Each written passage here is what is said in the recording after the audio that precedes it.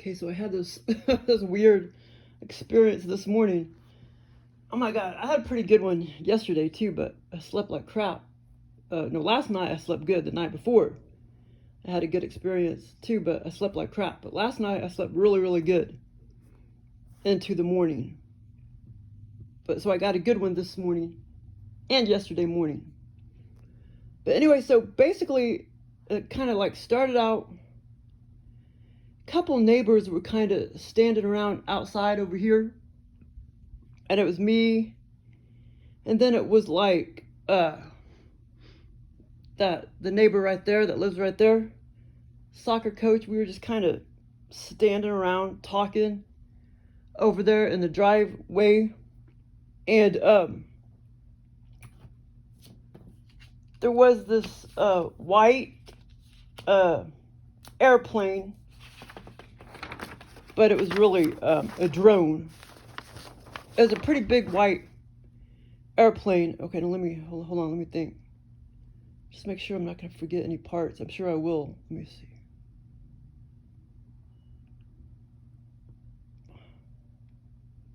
I know I'll forget some stuff, but anyway. So anyway, and then it led on to this other long drawn out ordeal. But anyway, so there was white. I was like, look at that airplane up there. And the airplane, you know, it was pretty low. It's pretty low to the ground. And then, yeah, and then I was just kind of like, hey, look at that airplane. And then they all started looking at it and stuff. And then, next thing I know, it started to like kind of go like this, like go backwards. And then it just, well, first of all, as I looked up there, I noticed, I was like, no, actually, I can't remember if I was the one that said, hey, look at the airplane, or if we all did. And that's when I looked up and saw it very clearly. And that's when I said, oh, that's a drone. There's no windows. There's clearly no windows. It was a drone.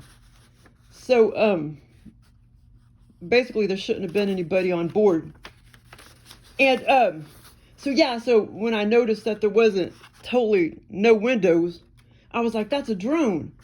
And then, and like I say, it just kind of started toppling backwards, and then it just crashed to the ground and exploded. And eventually, I told the neighbors and everything that was done on purpose, that wasn't an accident. And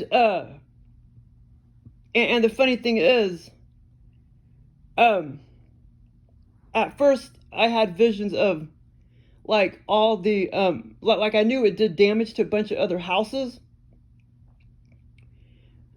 I know I'm forgetting a lot of these parts are very clear in my experience, but I know I'm forgetting. I know I had went to my garage and for a while and blah, blah, blah, blah, and talked to some people, but I know I'm kind of forgetting a little bit of that. But anyway, so eventually, like, I kind of had visions, and then I kind of looked for myself what damage the airplane had done. And at first, you know, it's just my house and then the neighbor's house. And then the airplane was just a few, you know, several yards away from his house. And at first, I had these visions of like, weird, how come it didn't damage my house, but it damaged his house like crazy? You know, I was shown visions of that, of how all the damage it did to his house. And of course the ground over there, but yet it skipped my house and it didn't do any damage from the explosion. And then all of a sudden I was shown more damage. And then all of a sudden there was, okay, like there's the plane crash right there.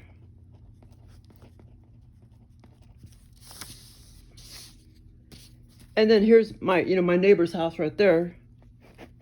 And then here's my house. Okay, so there's the neighbor's house, and here's my house. But, so I saw that damage, all the damage it had done, like it damaged the whole house, the whole roof and everything, and it hollowed everything out. And the only thing that was standing was just a couple little, 2x4s of the frame of the house. And my house was fine. And then all of a sudden I saw more damage. And all of a sudden it's like my neighborhood had changed. And like I say, there's the plane crash. And then all of a sudden, like there's a neighbor's house, and then there's like 4 or 5 other houses. Or actually more like 6 houses. There was all these other houses. The second part of the scenario when I saw all the damage. And then all of a sudden there was my house. And there's all these other houses. So then I was shown all this damage to all these houses except mine. And then I was kind of like, okay, well that makes sense because the explosion only went down this far and my house was left intact. And all these houses, I mean, they were just, oh my God, they were just obliterated. And the only thing that was standing was just a couple of the 2x4s of the frame. And they were all hollowed out, like nothing was in the houses at all. It was just concrete pad, no roof or anything, and just a couple of the 2x4s standing of the frame of the house. And then there was my house, and I just couldn't understand, like, oh my God, look at all that damage. Shit, I know I'm forgetting some things. This is an experience where I'm having all these other fucking bleed throughs and I can't figure out which is which. But anyway, so, and then my house was completely left intact. But that was cool how the plane, when I looked up, like I say, it was pretty dang low to the ground. And everybody was like, look at the airplane. And I was like, look at the airplane. And then when I looked at it really closely, I was like, that's not an airplane, that's a drone. And there was clearly no windows anywhere on the white aircraft. And it was going this direction. But when it crashed, it started to stall out. And then it just kind of went backwards and boom, and exploded. So that was freaking cool. Okay, so then, I just started talking to the neighbors and stuff. And then all of a sudden, me and my sister, and it was her dog. This is kind of a weird experience. Her dog, but it didn't look like the standard poodle. She had a bigger, different dog, like a lab or something. Like a big lab, brownish, tannish lab. And all of a sudden we went to this building. And it was just the first floor. We were on the ground floor. It was just a pretty big building. And it was like, I'm not quite sure why we went there exactly, but we were hanging around this building and there's all these different groups of people. Like there could have been like gay groups. And this one big old group was like a family of like Jewish people. It's just like big group, a big place where you could go where big groups of people could hang out. It was indoors. And so we attended that we went to that building, and we just started walking around, visiting with people, blah blah blah blah. And then okay, hold on, let me make sure I'm not forgetting anything.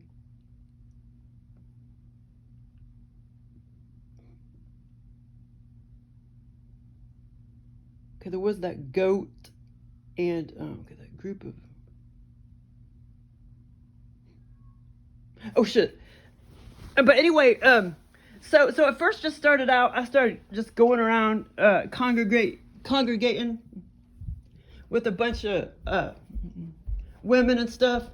And it's like they were part of like they were much older women, and they were part of like this gay group. Come on, Cesar, I meant to get you in. Come on, baby, hurry up. Cesar, hurry up. Come on, baby. And see, some of it's trying to disappear from my brain. Cesar, come on, hurry up. God damn it. Cesar, come on. Okay, so, God dang it. I'm trying to forget things. I'm trying to remember them. Okay, hold on.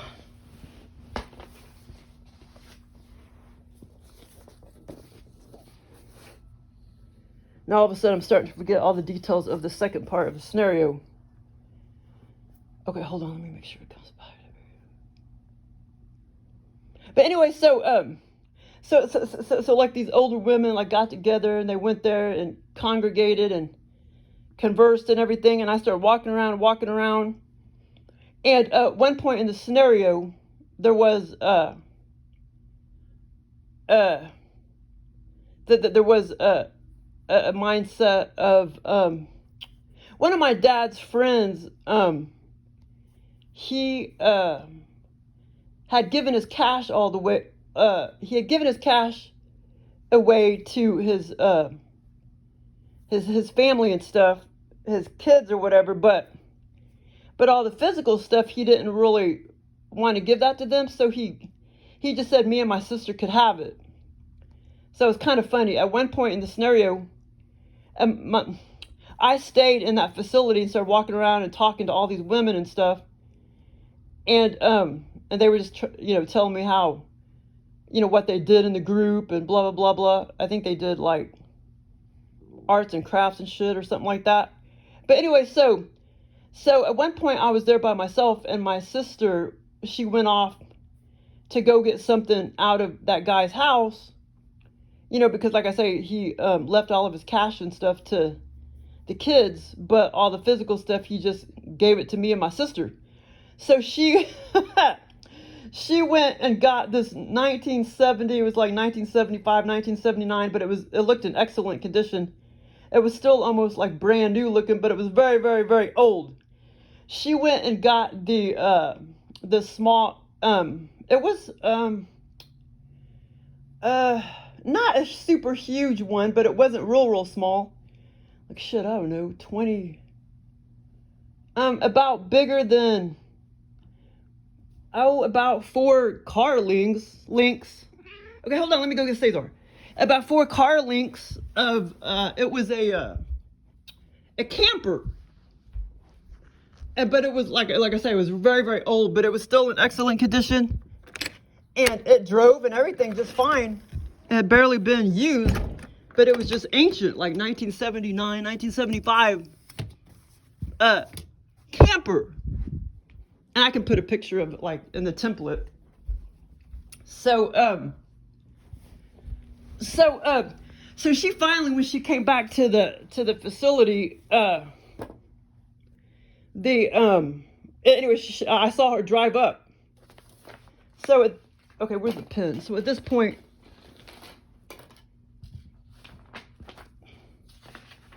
we went from my house to this facility, and it was a pretty big facility. It was just just a ground floor big building where anybody can go congregate, like Jewish people, gay people, whatever. And so basically I was hanging out over here, and then I saw my sister like pull up actually over here, and she pulled to the side. Well, at that time it still kind of seemed like we were indoors, but anyway, she pulled up. It still seemed like we were indoors, even though, she pulled up in this big old camper RV, but I don't think they were really called RVs back then. I think they were called campers.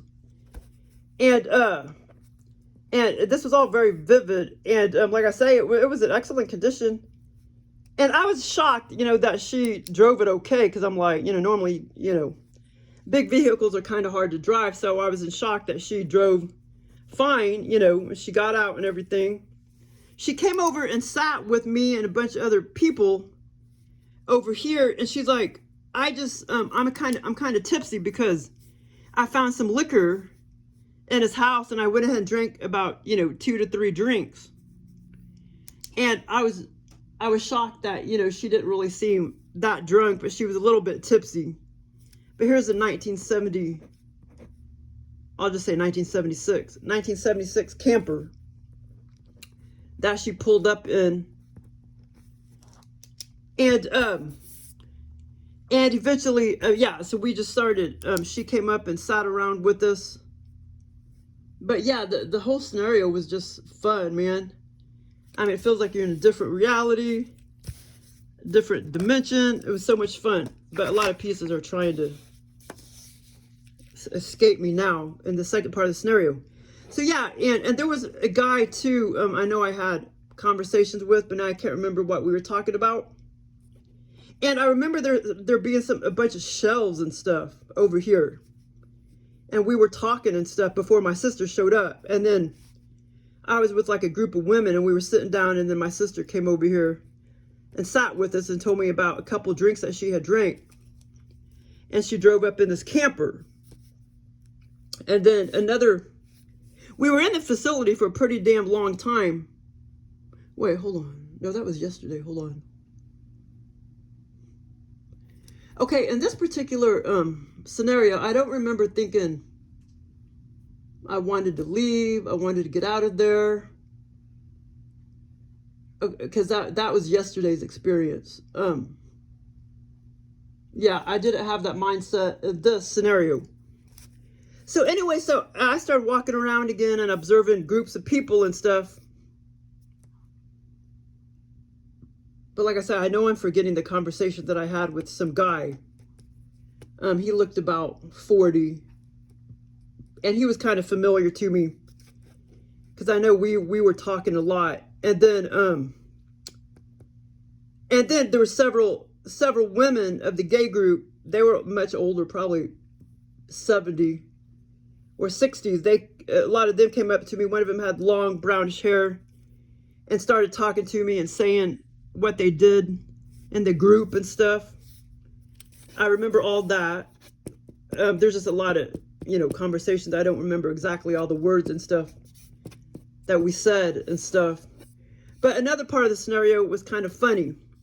So another part of the scenario, and like I say, this went on for a long time after the plane crashed and after we ended up hanging out in this facility, or this building, I mean. Then all of a sudden, I started walking around and observing other groups, and I went over to this group that was like right there, and it was like a big old family, and they were like sitting down at like tables, and it looked like they were praying or something, and I knew that they were like they were a bunch of Jewish people, and it was like a party of like, I would say at least 14 people. Party of like 14 people, and they were sitting around this table. And so I just kind of started walking up there and started observing and stuff. And then all of a sudden, this white, beautiful, white, fluffy female goat started like chasing me. And I was like, oh my God. And they were just kind of like, well, come back, come back. And I started going up to it and petting it. But it was kind of aggressive. It was kind of biting my fingers real hard. So that part was kind of funny, but it was a cool goat. And I always thought goats were kind of cool, and normally goats aren't aggressive. But in the scenario, this white, beautiful, fluffy, pearly goat was aggressive, and it started following me and chasing me. And I started going up to it and petting it, and it kind of like started biting me real hard. And some of the people, this woman came running after. Oh, hold on, another part's coming back to me. This woman, one of the women of the Jewish group came running, one of the mothers came running and was just kind of like, get back here, get back here. And so finally the goat started going back to, you know, because it was their pet, you know what I'm saying? And like I say, me and my sister, she also had her dog, but it was more like a big old lab or something in the scenario. And we kind of kept it over here in this big old facility. And like I say, it was much bigger than, it was pretty big. This was actually way more over there. But, okay, another part came back to me. So there was another part where all of a sudden, I'm just kind of lingering around over here. And then there's this woman over here that looks very familiar to me. And she just kept eyeballing me and staring at me and staring at me and staring at me. Like she recognized me. And then I was like, is that Lucas, Miss Lucas, that we used to have as a teacher in elementary school? And sure enough, it was, but she didn't really look that much, you know, older, even though I knew she had to be like, I could have swore I did actually see her in real life, but that was about 6 years ago. Shit, may have been longer than that. 7 years ago. But yeah, it could have been about 7 years ago at the store. I know I saw her. And but now, I mean, she's got to be 70 or late 70s or something like that. But in the scenario, she looked kind of younger. And she kept like staring at me and stuff. And then finally we started talking. And she says, yeah, well, my name used to be Miss Lucas, but now it's LUKITA.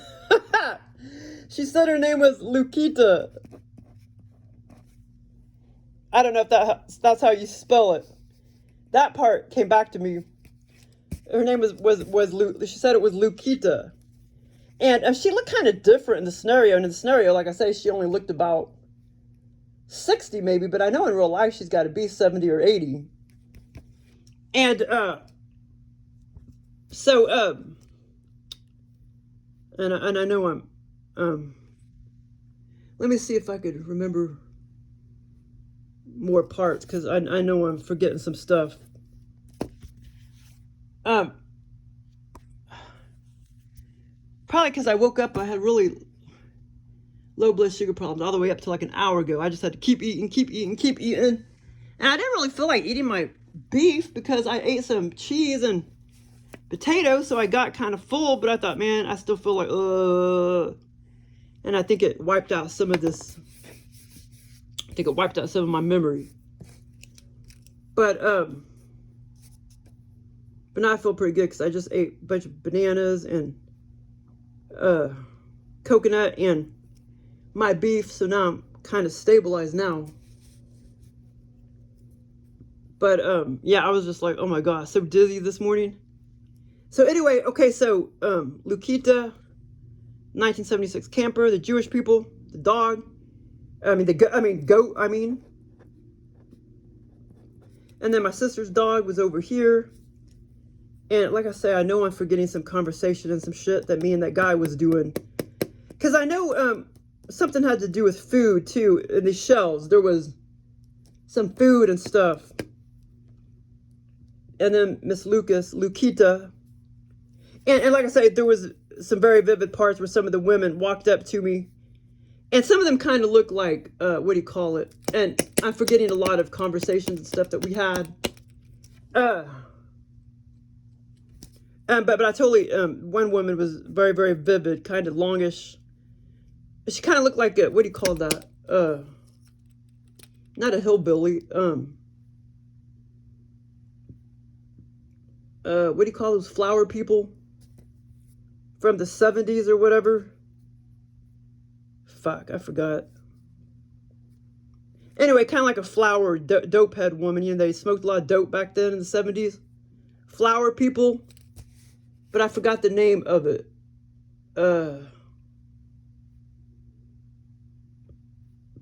Let's see, flower people. But anyway, she just looked like one of those flower people. Kind of grayish, brownish, longish, bushy. And I remember it clearly. She was the most vivid one that I talked to, that she came up to me and I talked to about the group and stuff she was in. And okay, so that was the end of that scenario, the first part. If I remember any more parts, I'll put it in the description. But yeah, it was a fun experience. It lasted a long time. It was fun. Okay, well yesterday, kind of had an annoying one. See if I can remember all. I think I can remember all of that one though. Okay, so I gotta get a drink. Okay, so okay, so there again, I've had experiences like this over and over and over again where I'm at this like familiar person's house, like spending the night upstairs. And even in the scenario, this was the same setup as a bunch of those other, 2-story houses, that Joel has given me, the exact same setup. And in this scenario, was the exact same setup in the house, 95% exact, compared to some of those, other experiences, almost exact.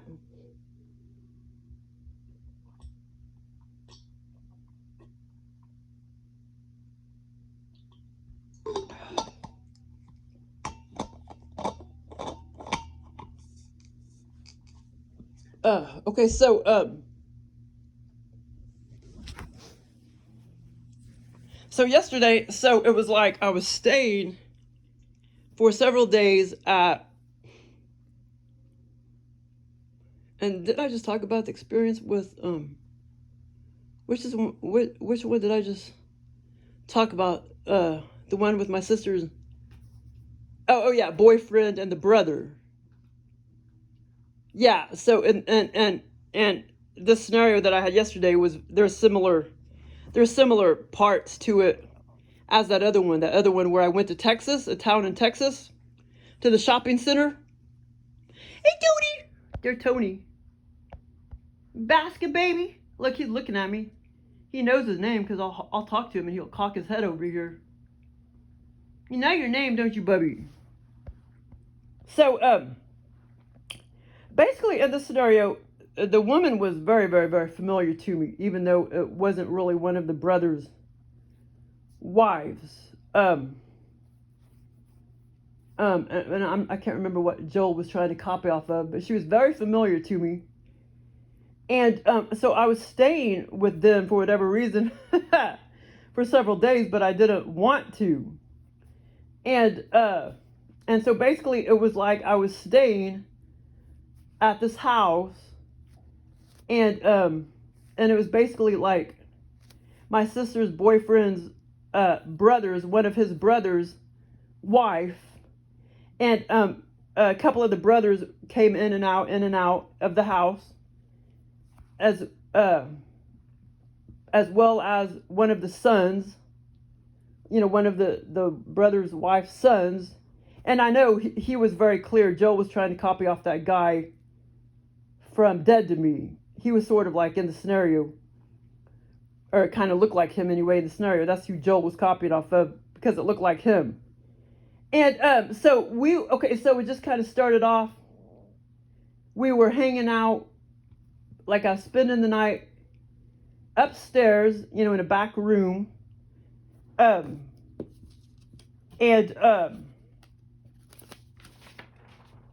hold on. Okay, so here's the upstairs back room. And then there's like a big long hallway. This is the back room. And a big long hallway. And then there's stairs that goes down to the front door. Stairs that goes down to the front level. And then the front door, the entrance is right here. And in many of my other scenarios, Joel does the same thing. It's exact same setup. And basically, it was kind of weird. But anyway, so I was in the scenario a long time too, and it was kind of fun. But anyway, so here's the back room, and I was spending the night for several days. And then all of a sudden, it was time to get up, so I was roaming around the bedroom. And there's only one cat. One of my cats was with me, and that was Goldie.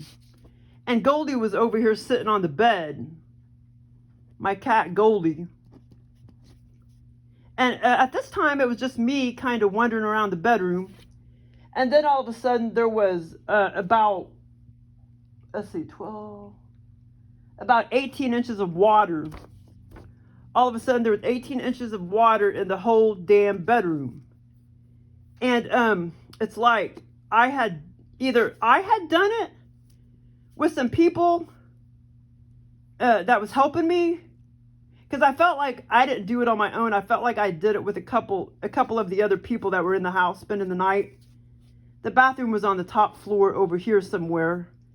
And there was a time when I went into the bathroom and it was very big and everything. And it was kind of funny. It was just kind of like a communal bathroom.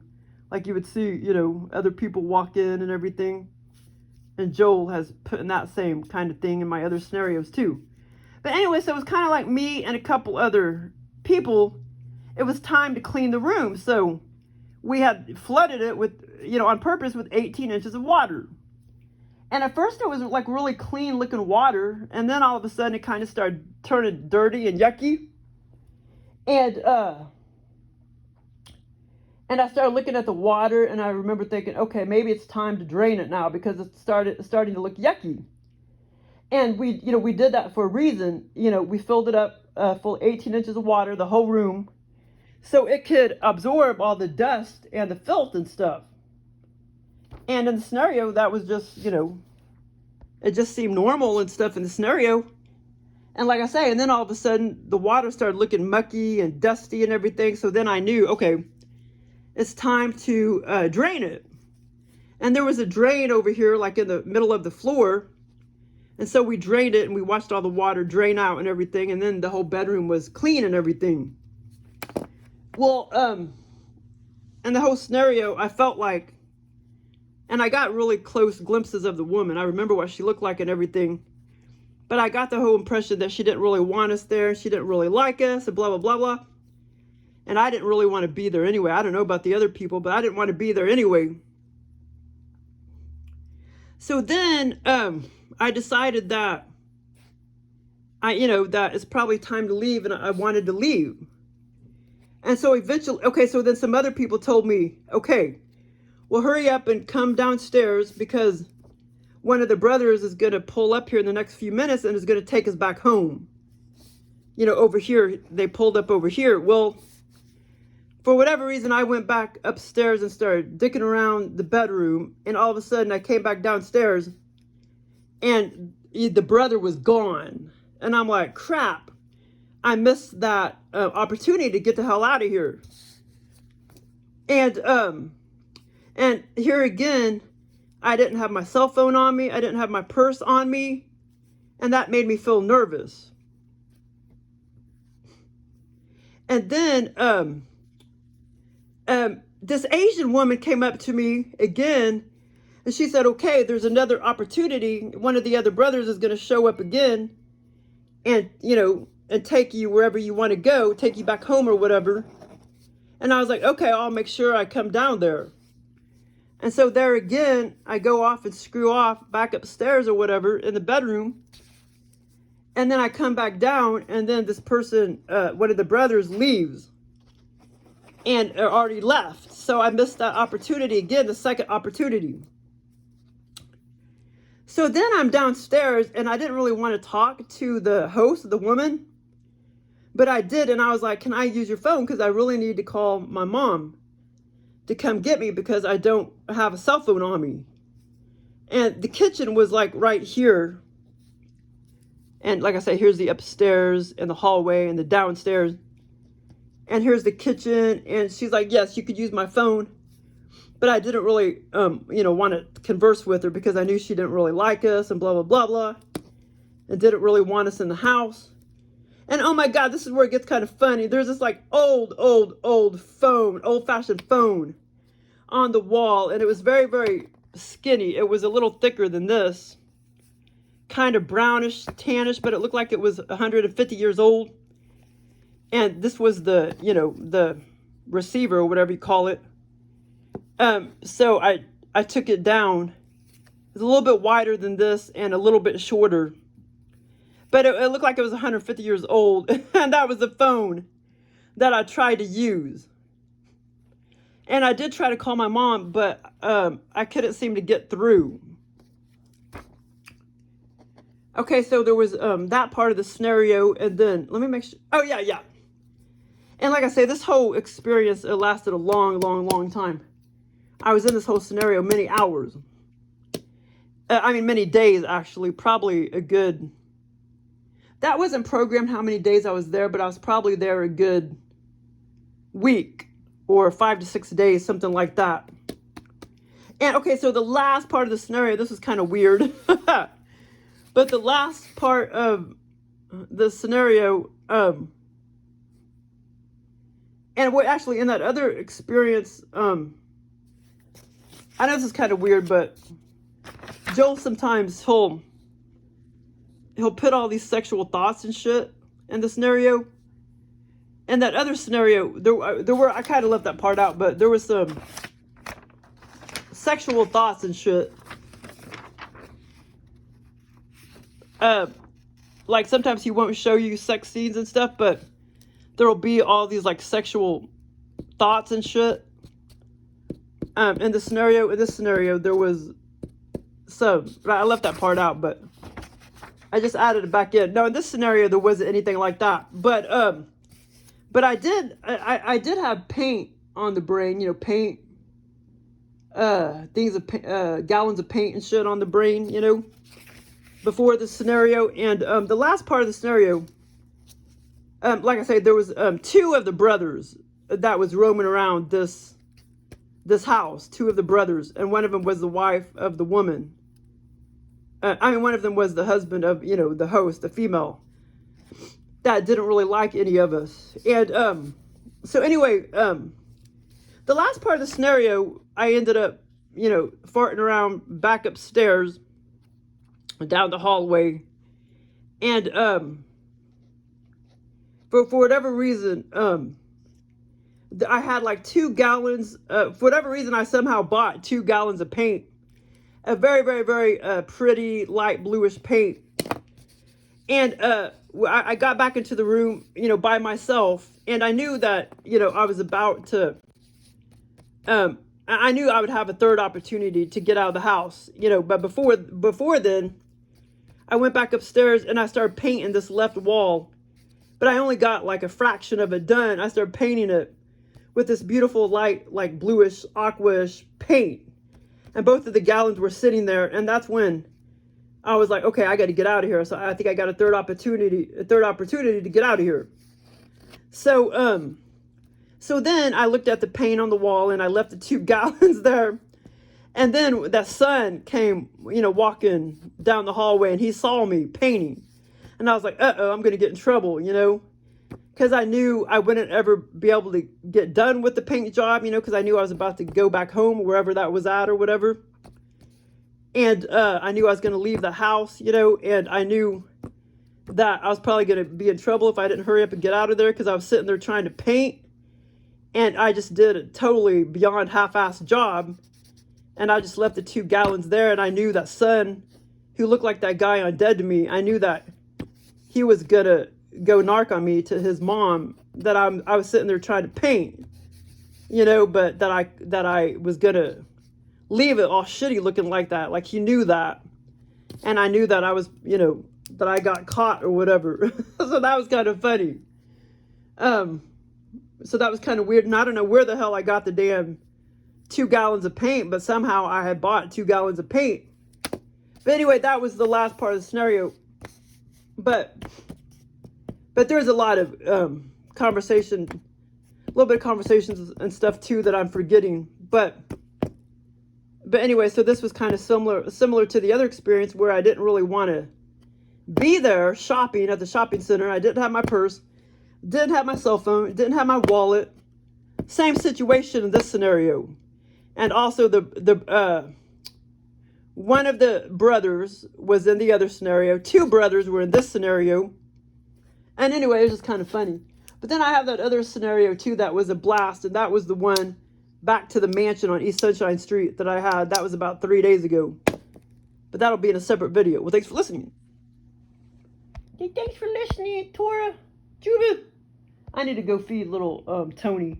I'm going to give him some worms. He's been having a big appetite lately. And he's pyramiding really bad.